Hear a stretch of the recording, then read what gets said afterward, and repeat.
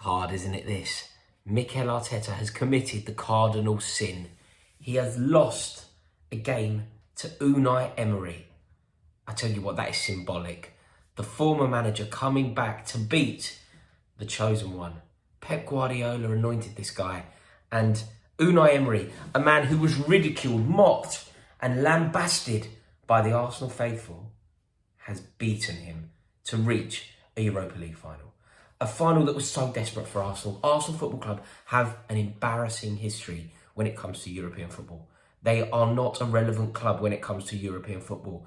The Super League, stop it. I tell you what, their players and Arteta are so lucky that there were no fans in the stadium, because if there were, and I think that the boos would still be reverberating round my flat. I live in North London. They would still be booing now, not far off, 16, 17 hours later.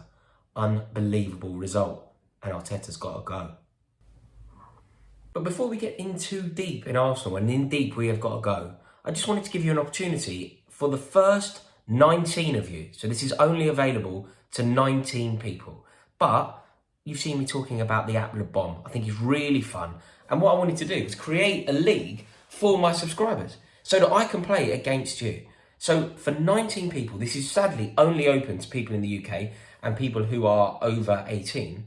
But if you would like to play against me for £10 in a winner-takes-all score prediction scenario, it's really good fun. All you have to do is click the link in the description below. I need to remind you there is a bit of a race on here because it's only open to the first 19, because the maximum group is 20. So if you're unfortunate and you don't miss and you miss out on playing against me, definitely download the app. Play against your mates, because it is really fun and it's a great way to gamble because you're not taking on the big bookies. It's just you against your mates. But fancy it against me? Me versus you? I've got my predictions down. Download the link, chuck a tenner in, and it'll be winner takes all. Here's the thing that I think is a travesty, and if I was an Arsenal fan, this is what would annoy me the most.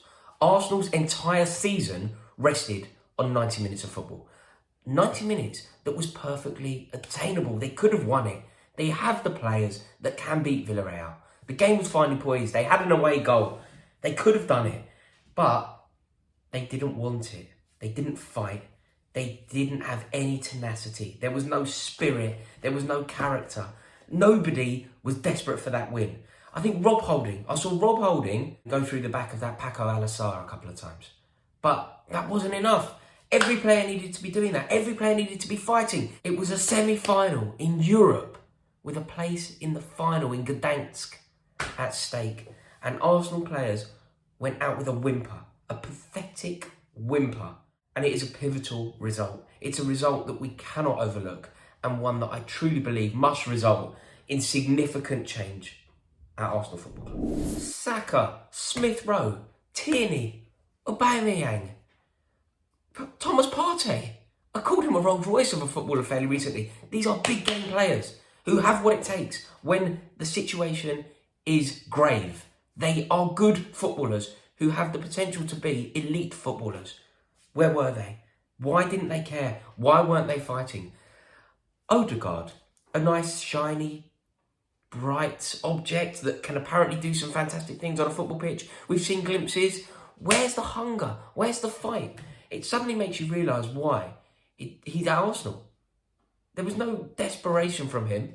There was just nothing from Arsenal. Pitiful is the word I'm going to go for. Pitiful. They just don't have anything about them.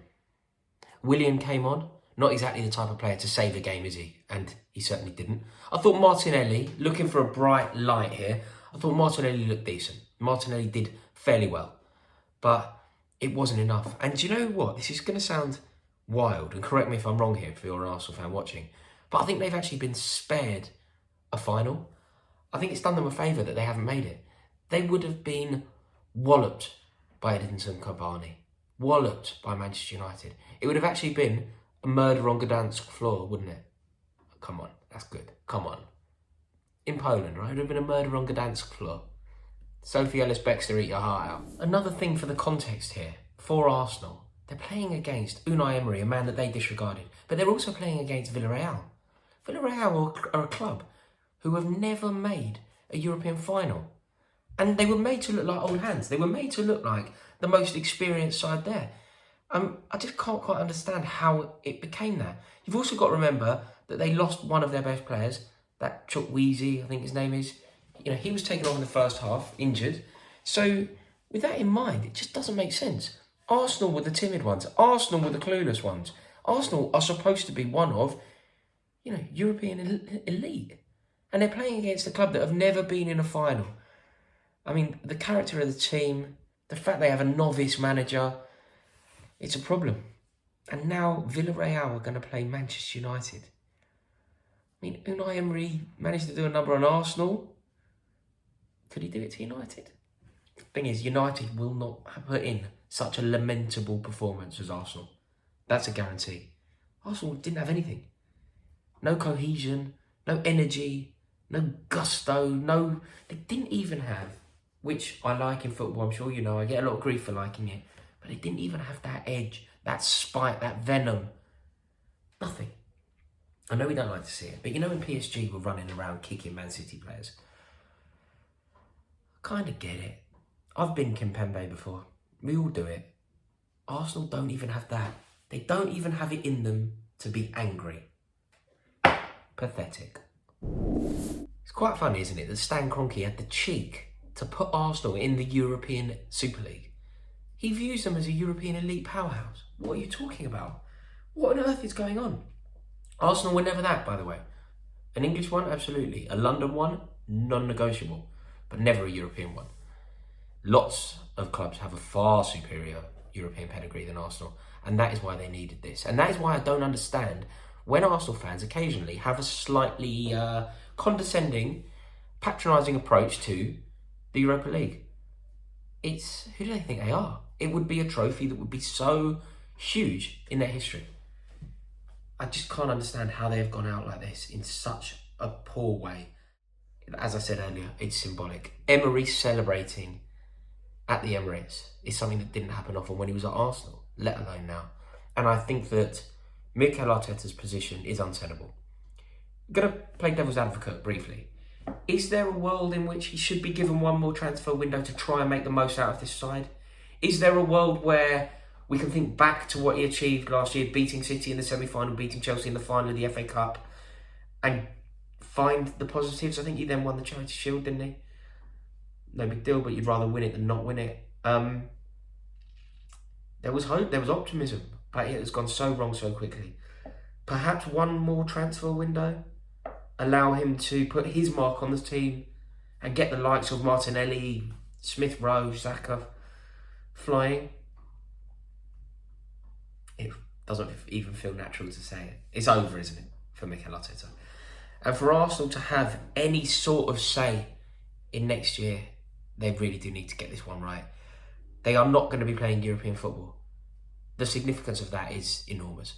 Arsenal will not be playing in any European competition. Arsenal will not be a representative of England in Europe.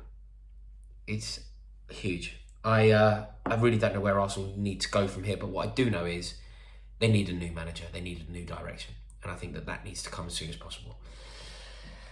I can't pretend that I didn't enjoy this one though. So congratulations to Villarreal. You have my full wholehearted endorsement in the final. I hope you succeed. Thank you to everybody who's tuned into this video.